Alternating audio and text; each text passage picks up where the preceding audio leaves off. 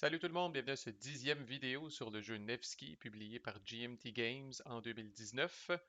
On poursuit dans ce vidéo notre revue de tout ce qu'un seigneur peut faire quand il est activé avec les actions Siege et Supply. Ok, d'abord un petit rappel, là, même si c'est évident, là, mais dans le dernier vidéo, les 4 actions dont j'ai parlé, là, c'est-à-dire forage, ravage, taxe et sale, évidemment, ça ne peut être fait que par un seigneur qui n'est pas assiégé, là. En fait, c'est pas compliqué, là. Tout ce qu'un seigneur assiégé peut faire, là, c'est passer puis sortir pour aller taper son assiégeant. Fait que d'ailleurs, là, je vais parler de l'action de siege et l'action de supply. Ça non plus, ça peut pas être fait par un seigneur qui est assiégé, là, qui est quand même très limité dans ses actions. Alors, siege, un peu comme tax et un peu comme sale, ça va utiliser toutes les actions de votre carte, tous les points de commandement de votre carte. Fait que vous pouvez rien faire avant, rien faire après, là. Vous dédiez vraiment là, votre activation à faire un siege. Et il ne faut pas confondre faire un siege là, et de placer une place forte, comme on dit, le under siege.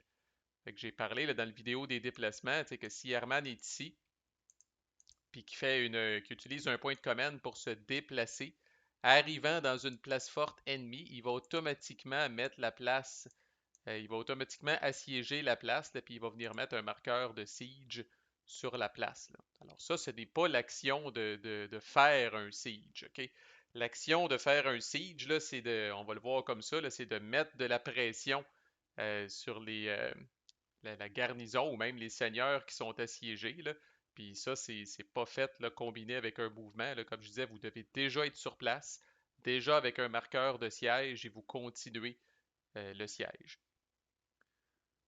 Fait que la première chose que vous faites, si vous faites ça, s'il n'y a pas de seigneurs ennemis qui sont derrière les murs de la ville, vous n'êtes pas obligé, mais vous pouvez lancer un dé pour voir si la place forte se rend. OK? Fait que s'il n'y a pas de seigneur à l'intérieur de la ville, là, la garnison, le moral de la garnison, là, disons que c'est un peu shaky, là, sont un peu plus susceptibles là, d'abandonner puis de dire OK, c'est correct, là. Donc, vous n'êtes pas obligé, vous allez comprendre pourquoi.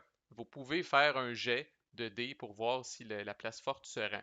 Ceci dit, même si vous voulez, c'est loin d'être automatique, vous devez brasser égal ou inférieur à la quantité de marqueurs de siège que vous avez dans la place. Alors, dans ce cas-ci, si je n'ai qu'un marqueur de siège, là, j'essaye fort de brasser un 1. L'avantage, si vous réussissez, la place forte se rend.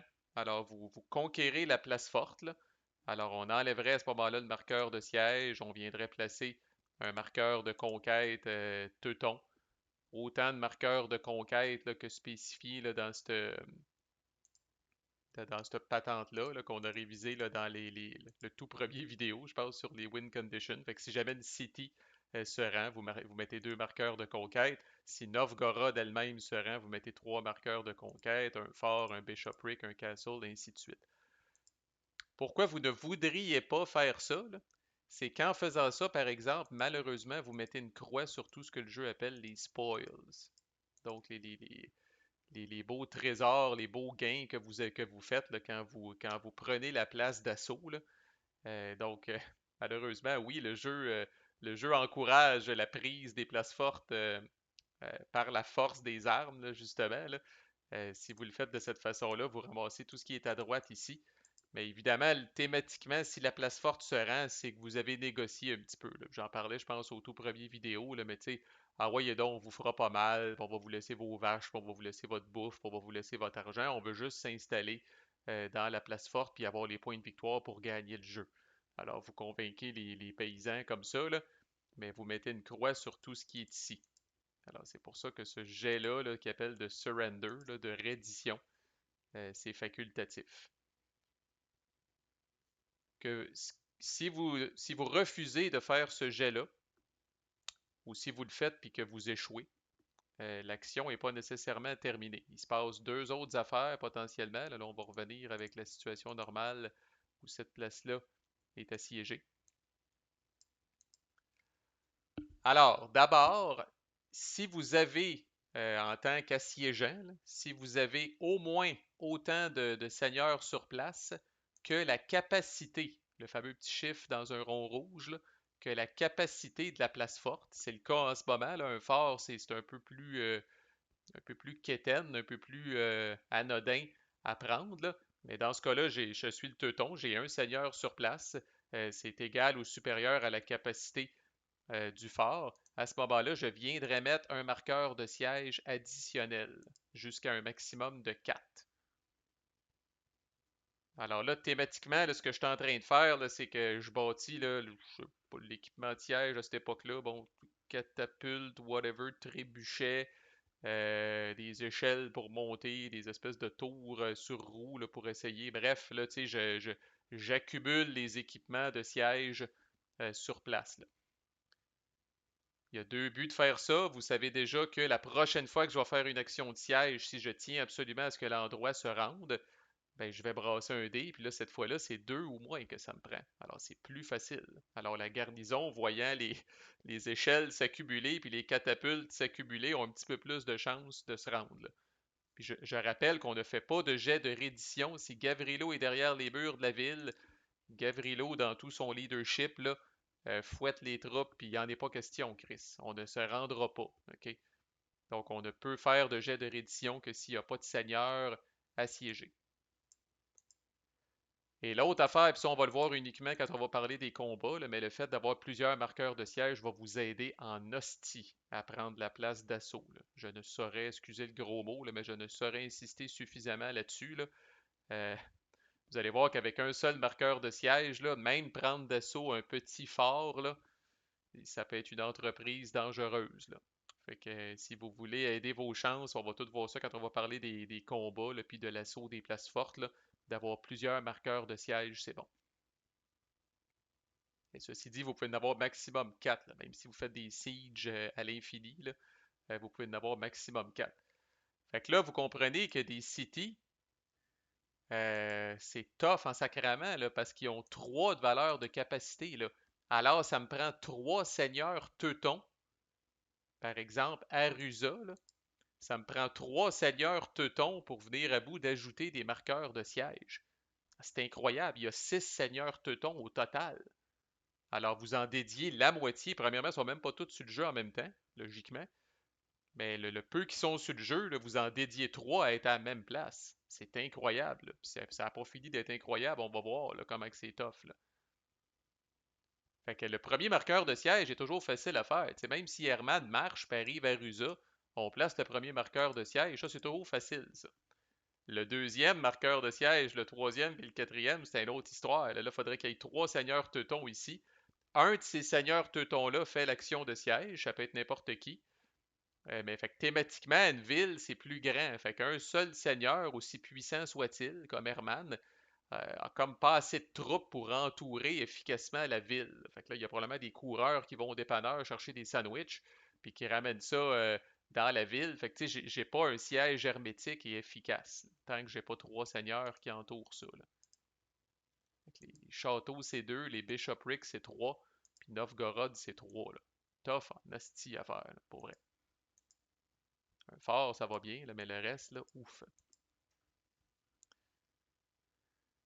Pourquoi je disais que c'est encore moins évident? Bon, c'est un mal pour un bien, là, mais je trouve ça très intéressant et très flavorful, là.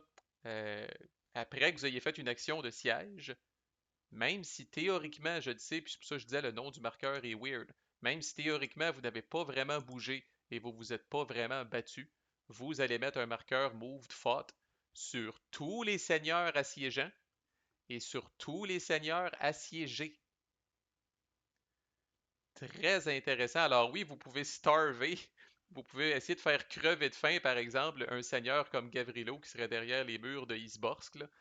Vous pouvez essayer de le faire crever de faim. Tu sais, là, à un moment donné, il va épuiser sa dernière provision, puis là, c'est son marqueur de service qui va commencer à se tasser. Puis rappelez-vous, à la fin de chaque carte, feed, pay, disband. Alors, si Gavrilo se retrouve vis-à-vis de marqueur de tour, ben là, il va crisser son camp. Et puis là, n'ayant plus de seigneur derrière les murs d'Isborsk, premièrement, ça va être beaucoup plus facile à prendre d'assaut ou même à les faire se rendre, là. Mais quand même, vos seigneurs qui assiègent aussi doivent se nourrir. OK? Et hélas, vous ne pouvez pas, par exemple, forager avec une première, tu sais, jouer une carte d'Herman, forager deux fois, puis après ça, faire un siège. Quand vous faites un siège, c'est toute votre carte qui fait le siège. Fait que vous devez vous nourrir tout de suite après, puis vous n'avez pas eu la chance d'aller ramasser de la bouffe avant. Et c'est là que vous comprenez que si je réussis à avoir, bon, on va prendre de quoi d'un petit peu plus proche, là, Pskov, c'est une city aussi, après tout, là, mais si je réussis à avoir trois seigneurs teutons ici, pour essayer d'augmenter là, tu sais, les marqueurs de siège, ben, si Herman est là, par exemple, avec Yaroslav puis Rudolf, je joue la carte d'Herman, Herman décide de faire un siege, c'est beau, mais là, Herman doit se nourrir, Yaroslav doit se nourrir et Rudolf doit se nourrir. Fait que le Chris, c'est trois provisions minimum que je dois flober pour ça, là. Fait que, tu sais, le deck de commandement, il est petit, il faut le vivre pour le comprendre, là, mais 6 cartes en été, c'est le plus gros deck de commandement que vous allez faire. En hiver, c'est complètement ridicule, c'est 4 cartes. Fait que, tu sais, si vous voulez avoir un mix de je me nourris puis je fais des actions de siège, c'est dans le temps de le dire, votre deck au complet va y avoir passé. Anyway, fait que très, très intéressant là, comme dynamique, là, mais bon, c'est quelque chose, là. Puis c'est tentant d'être impatient, j'imagine, peut-être comme dans la vraie vie. C'est tentant d'être impatient, maintenant, puis de dire, bon, ça va faire le siege, hostie, là, je le rentre dedans, là. Mais ça, quand on va voir les combats, puis quand vous allez devoir failler de coupe de combat, là, vous allez comprendre l'importance de bien préparer le terrain avec suffisamment là, d'engins, de sièges ou peu importe. Alright, maintenant, parlons du supply. Bon, la bonne nouvelle, c'est que forager, c'est pas pire, là. Euh, mais il existe une façon beaucoup plus efficace d'aller chercher des provisions. Si je vous disais qu'avec l'action de supply, avec une commande, une action, là, un point de commandement, là, si je vous disais que, puis on va voir certains exemples où c'est vraiment le cas, là, si je vous disais qu'avec une commande, vous êtes capable des fois d'aller chercher jusqu'à 4 de bouffe d'une shot et que vous pouvez même être très loin de la maison pour faire ça. Alors là, ça devient intéressant puis ça devient efficace là, pour les seigneurs parmi nous qui s'aventurent loin en territoire ennemi. Là.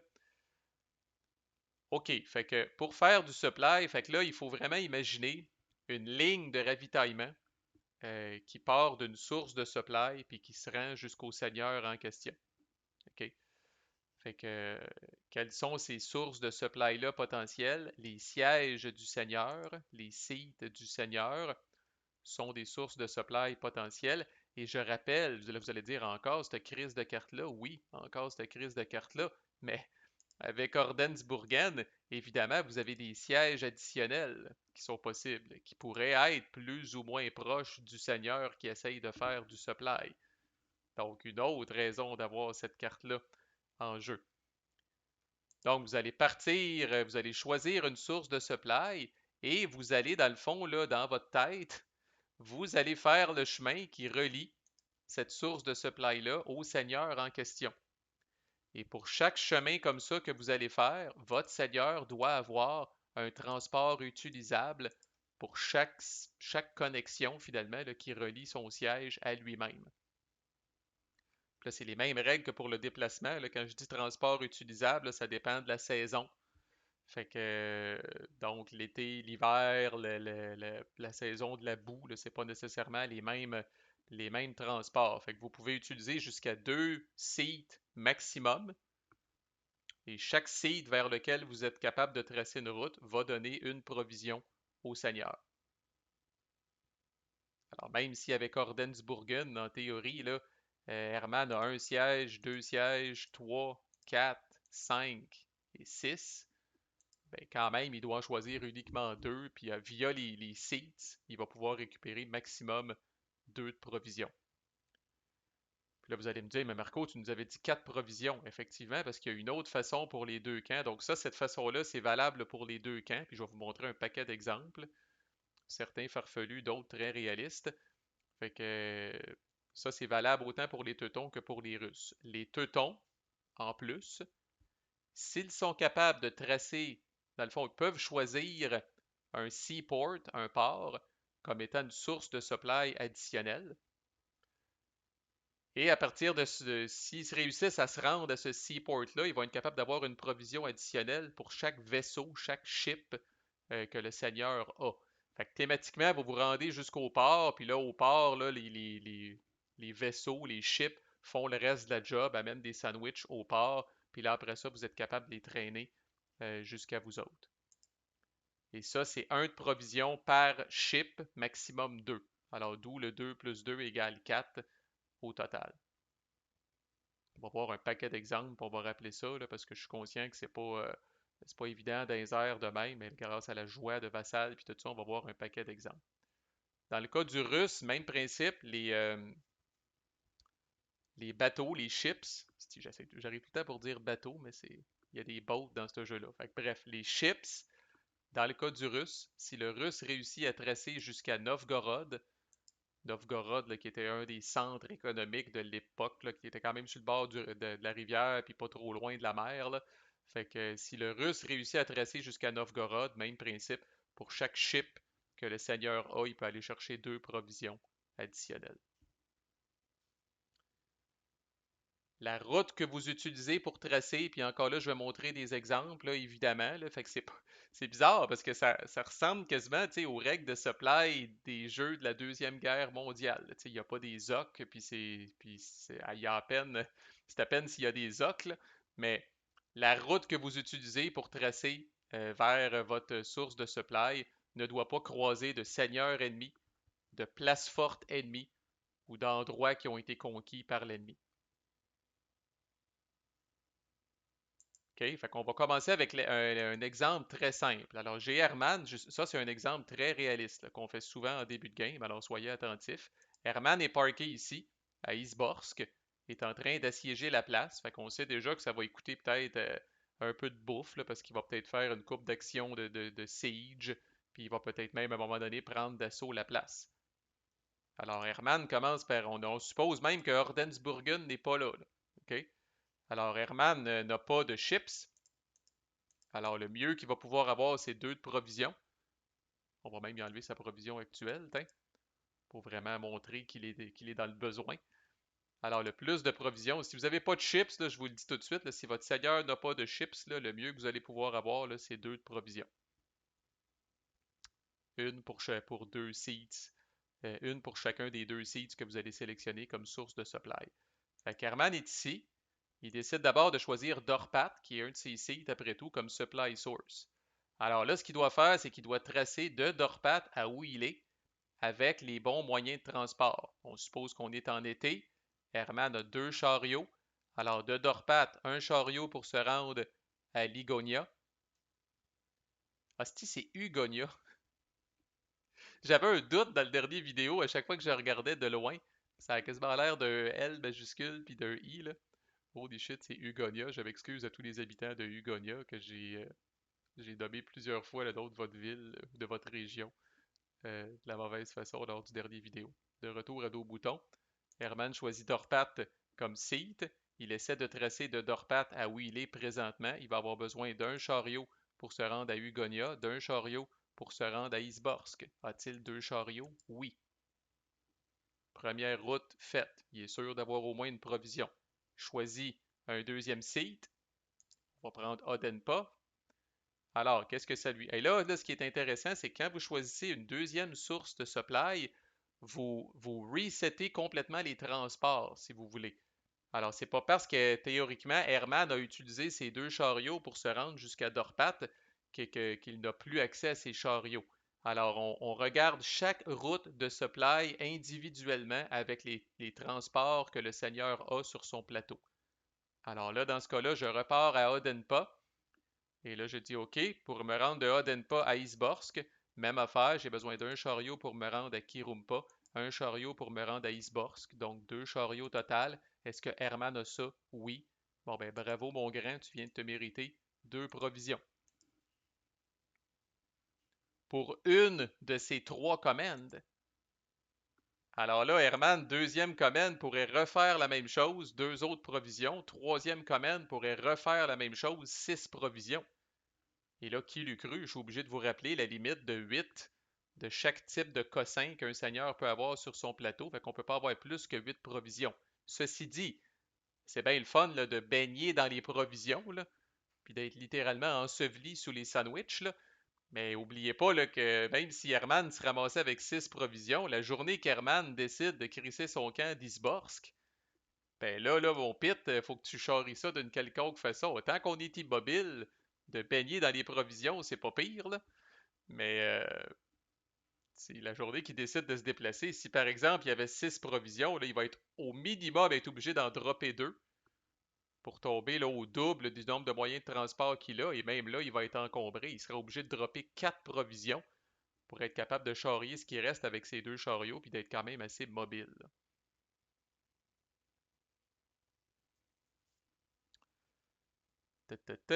OK. Fait que avant de voir d'autres exemples, sachez que c'est un peu le même principe qu'on a vu déjà, là. S'il y a plusieurs seigneurs au même endroit, encore là, ils peuvent tous mettre en commun leurs moyens de transport. Alors, même si c'est Herman qui fait l'action de supply, s'il est dans la même space, la même localité que Yaroslav, on peut dire à Yaroslav, hey, passe-moi donc un cart, passe-moi donc un boat. Puis là, Herman est capable de mettre en commun tous les moyens de transport de tous les seigneurs qui sont sur sa case pour essayer de tracer ses trucs. Ceci dit, même s'il emprunte des chariots puis des boats à d'autres seigneurs, c'est Herman qui va ramasser les provisions parce que c'est lui qui est activé puis c'est lui qui est en train de faire l'action du supply. Bon, voyons voir notre ami Knud et Abel ici. C'est un peu fucké, là, mais vous aurez deviné que j'ai préparé un exemple. Alors, qu'est-ce qu'il a, Knud et Abel? Il a un boat, il a 2 ships et il a 5 traîneaux. Alors, supposons qu'on est l'été. Fait que, on est l'été. Dans le fond, Knud et Abel peut prendre son bateau. Je dis bien son bateau, j'ai employé le bon terme, son boat. Peut prendre son boat pour tracer jusqu'à Luga. Et à partir de là, Luga étant un port, Knud et Abel peut utiliser ces 2 ships pour aller chercher 2 provisions. Alors, le teuton peut utiliser un port comme un supply source et une fois qu'il se rend au port via ses moyens de transport, là, dans votre tête toujours, il va recevoir 1 de provision pour chaque ship, maximum 2. Alors, même si Knud et Abel avaient 4 ships, 6 ships, euh, quand on utilise les chips, là, on est topé, on est limité à 2 de provisions qu'on peut aller chercher. Mais ça, c'est légal. Ça marcherait aussi si Knud et Abel étaient directement à Luga. Maintenant, supposons que Vladislav est ici.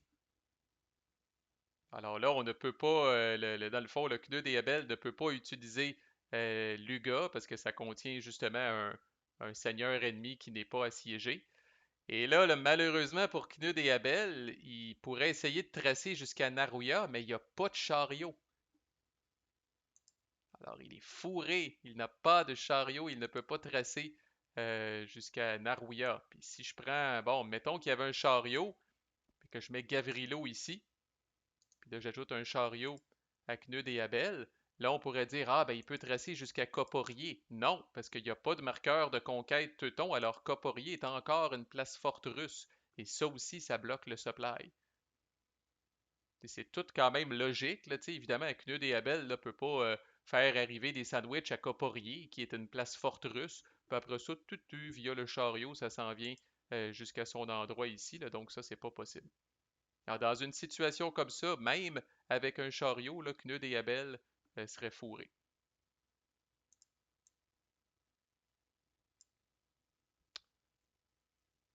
Maintenant, supposons qu'on est l'hiver. Alors, l'hiver, c'est pas compliqué. L'hiver, étant donné que les chips ne sont pas utilisables, le maximum de provisions que vous allez pouvoir aller chercher l'hiver via une action de supply, c'est 2 provisions. Parce que là, vraiment, là, la mer Baltique est gelée, là, ou en tout cas, n'est pas navigable. Fait que le maximum de provisions que vous allez pouvoir aller chercher via l'action de supply, c'est 2. Et vous devez à ce moment-là tracer absolument jusqu'à vos seats. Et là, malgré encore là que Knud et Abel est assez loin de la maison, grâce à ces 5 traîneaux, alors Knud et Abel dit par exemple, bon ben première supply source, je prends Wessenberg. Alors je suis à 1, 2, 3 connexions. On est l'hiver, les traîneaux sont bons partout. Alors voilà une première source de supply qui est correcte puis qui va donner une provision. Et s'il prend Réval, qui est son deuxième site, 1, 2, 3, 4, 5. Alors, c'est 5 traîneaux, c'est bon. Alors, avec une action de supply, dans cette situation-là, en hiver, Knud et Abel seraient capables d'aller chercher 2 de provisions. Puis je répète qu'ils peuvent, ça ne coûte qu'un seul point de commandement pour faire supply, fait que ils ont 2 de command. Fait que s'ils veulent, ils pourraient, avec une de leurs cartes, ils pourraient faire ça 2 fois puis se retrouver avec 4 de provisions. Encore là, je répète, quand on est stationnaire, c'est pas si pire, là. Euh, c'est quand on commence à bouger. Mais même là, j'ai vu un cas assez extrême où Knud et Abel ont 5 traîneaux, fait qu'ils sont bons pour charrier pas mal de bouffe quand même. Fait que je répète, c'est pas parce que j'ai pris Wessenberg, puis qu'entre guillemets, j'ai utilisé 3 traîneaux pour me rendre ici. Ça, je regarde chaque route individuellement. J'ai besoin de 3 traîneaux pour me rendre à Wessenberg. Je passe pas par des seigneurs ennemis, je passe pas par des places fortes ennemies. C'est bon. Deuxième route que je check, on reset tout, je reviens avec tous mes moyens de transport. Je check Réval, 1, 2, 3, 4, 5. Besoin de 5 traîneaux, c'est bon.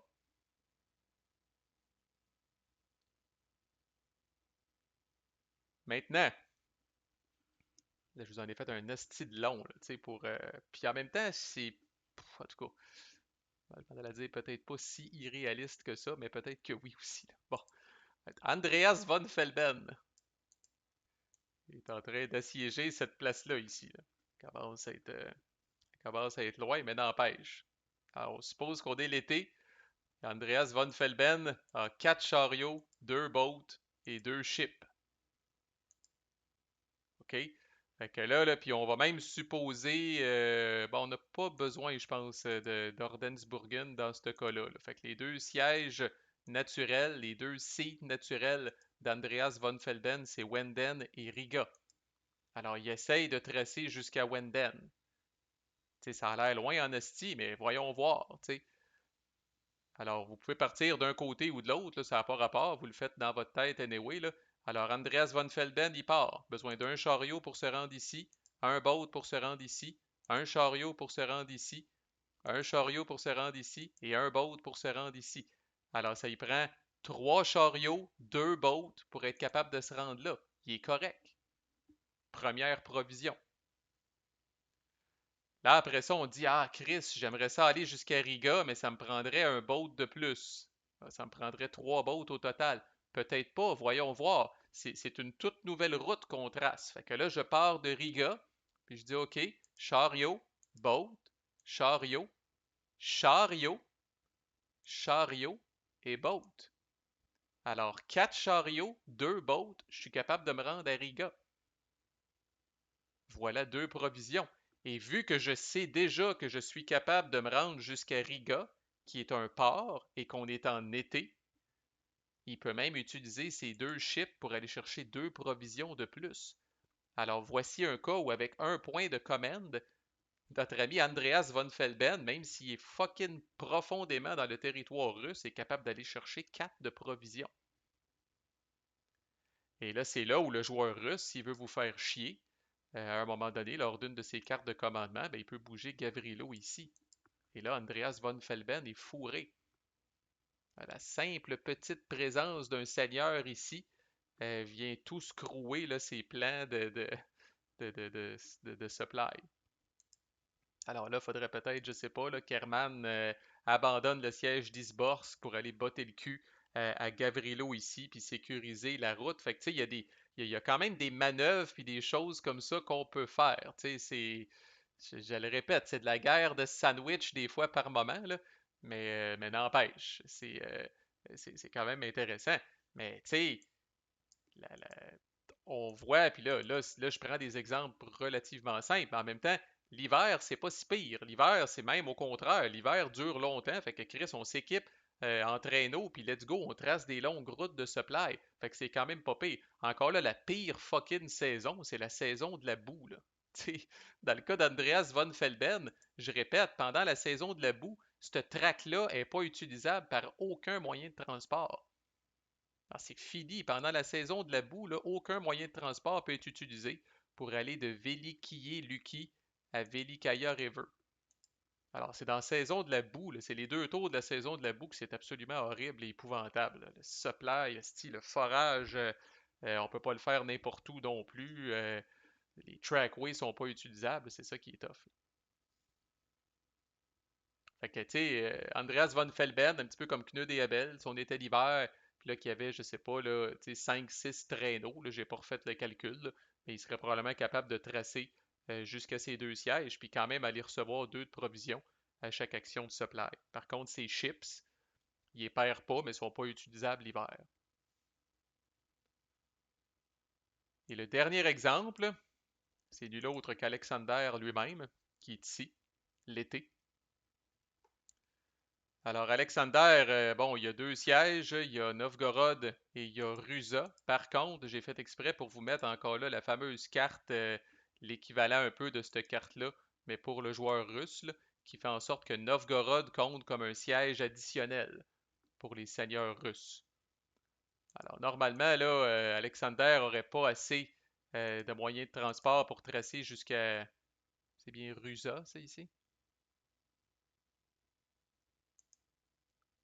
Dirais, en tout cas, whatever. Fait qu'il n'y a pas assez de moyens de transport pour tracer jusque-là, mais même s'il trace jusqu'à Novgorod, Novgorod en ce moment, étant donné que c'est un siège naturel pour Alexander, à cause de la carte, Novgorod compte comme deux sièges pour Alexander. Alors Alexander, grâce à son chariot et à son boat, fait un boat pour tracer jusqu'ici, un chariot pour tracer jusqu'ici, il se rend jusqu'à Novgorod. Fait que ça lui donne un de provision. Novgorod compte comme deux sièges pour lui. Alors, dans le fond, là, c'est un peu weird, là, mais il retrace jusqu'à Novgorod. C'est bon. Ça lui donne une deuxième provision. Et rappelez-vous ce que j'ai dit. Avec les ships, les teutons doivent tracer vers des seaports, quels qu'ils soient, sur la map, tant qu'ils ne sont pas dans les jambes d'un seigneur ennemi ou d'un marqueur de conquête ennemi ou d'une place forte ennemie. Mais dans le cas des seigneurs russes, eux, ceux qui ont des ships, dès qu'ils réussissent à tracer jusqu'à Novgorod, puis qu'on est soit l'été ou la Rasputitsa, ils peuvent utiliser encore là leurs chips pour avoir une provision additionnelle jusqu'à maximum de deux. Fait que mine de rien, je sais bien qu'il n'est pas si loin que ça, là, mais Alexander d'ici trace une première fois jusqu'à Novgorod parce que c'est son siège naturel avec son cart et son boat, un de provision. Retrace jusqu'à Novgorod avec le même cart, le même boat parce que c'est un siège additionnel grâce à cette carte-là, deuxième provision. Trace jusqu'à Novgorod avec son boat et son cart, et là, rendu sur place, peut utiliser ses deux ships pour aller chercher deux de provisions additionnelles. Fait que, action de supply ici, notre ami Alexander, s'il veut, va aller chercher quatre provisions.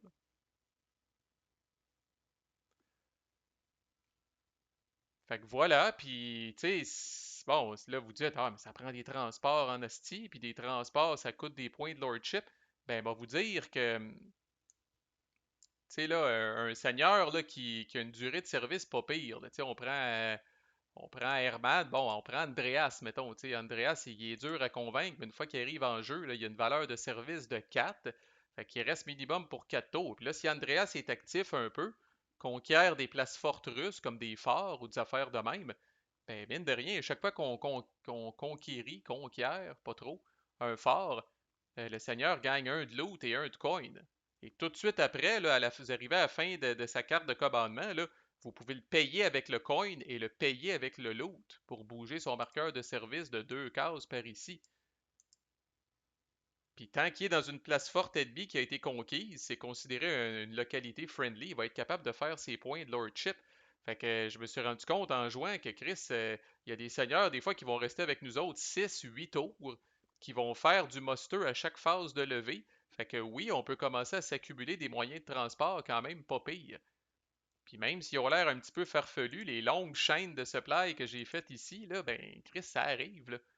Ça m'est arrivé, moi, d'être assez profondément, puis de faire des assez longues chaînes de supply, puis d'être capable, justement, là, tu sais, de conquérir ces places-là en tant que teuton, même s'ils sont quand même pas mal loin euh, des, des- des terres teutonnes. Fait que voilà, c'est, my God, une autre vidéo longish, mais c'était deux grosses actions. Et là, rejoice, les belliqueux parmi vous, parce qu'on va commencer à parler des combats tranquillement, pas vite, à partir du prochain vidéo. Là, je pense que je vais faire vraiment une bataille, là, tout ce qu'il y a de plus basic et tout ce qu'il y a de plus de base. Puis après ça, on va en rajouter là, plusieurs ailleurs qui se battent en même temps, l'assaut d'une place forte, puis envoyez donc, là. Faites-vous en pas, on en a encore pour un petit bout, là. Mais c'était les actions de Siege et Supply. Merci de votre écoute. À plus.